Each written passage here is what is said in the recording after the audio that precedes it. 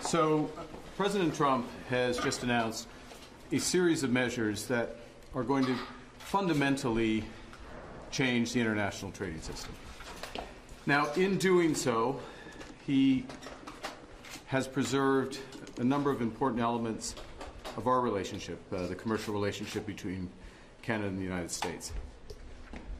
But the fentanyl tariffs still remain in place, as do the tariffs for steel and aluminum.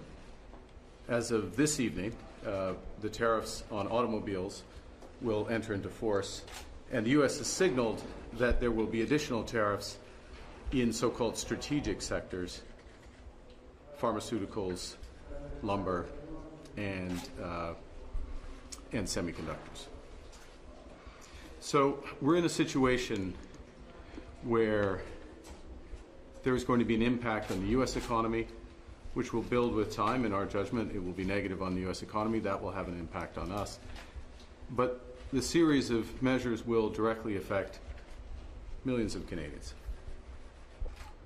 We are going to fight these tariffs with countermeasures.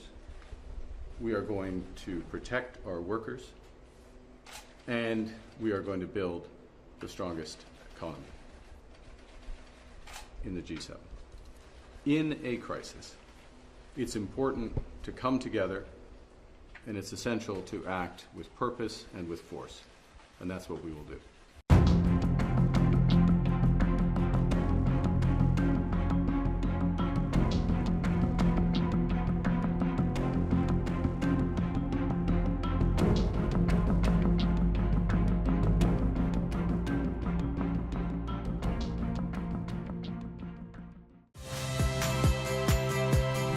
Saya Agin Fridianto.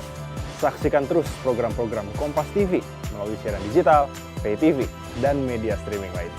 Kompas TV, independen, terpercaya.